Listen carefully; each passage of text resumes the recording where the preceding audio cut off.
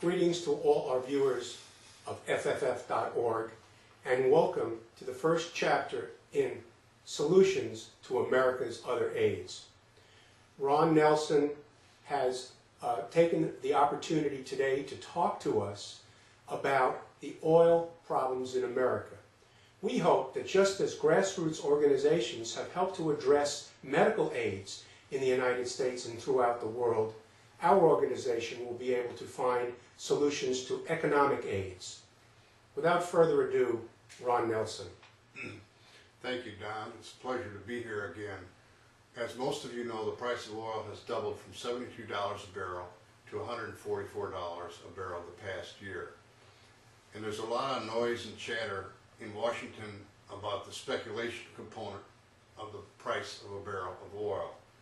Depending on which expert you talk to, the speculation component runs from $30 to $60 a barrel, the component of the overall price. So therefore, the prices are going to drop down to somewhere between $85 and $115 a barrel if you pulled all the speculation components out of it. And that depends on all the market forces and when, in fact, that will actually happen.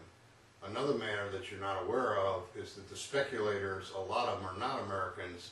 They're Asians, they're Arabs, and all kinds of other people, and they go through the London Exchange, the Dubai Exchange, and all kinds of other exchanges and deal with these oil futures, which is driving the price of oil up. So it's really beyond our control, some of it to a certain extent, and I think all of you need to be aware of that. Don? Well, what else can we do within our organization and as active Americans to utilize energy resources in a more beneficial way? Okay, one of the problems, Don, that most Americans, I'm quite aware, understand is that we've really never had a comprehensive energy policy in this country. We've had chaos and economic terrorism by special interest groups who've strangleholded various people and created policies. A classic example of that is I worked in the oil and gas industry and was with an engine supplier for engines that are on the oil and gas pipelines and oil refineries, nuclear power plants, and so on around the world. In the late 1970s, we ceased issuing permits for nuclear power plants. As a result of it, multi-million-dollar losses were incurred by the companies who were vendors, and I happened to work for one of them, that supplied all the various machinery and equipment and computer software and systems for the nuclear power plants. We've now made nuclear power plants more efficient and more effective, but we have 30 years of no new permits. As a result of it, the special interest groups have said, no, you can't have any more nuclear power, so now we have just shut off for 30 years another alternative source of energy for America.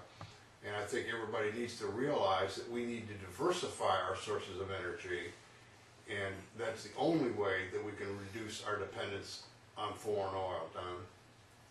Thank you very much, Ron. What, as members and active participants of FFR.org, can we do to expedite the changes in policy that you're talking about today?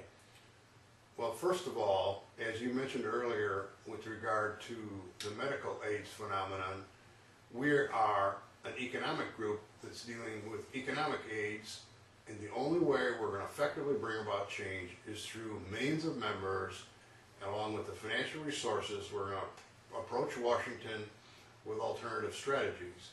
And one of those alternative strategies, of course, is the new CAFE standard, which is going to increase the mileage per gallon that a car has to get. The CAFE standards currently are going to go up to 35 miles a gallon.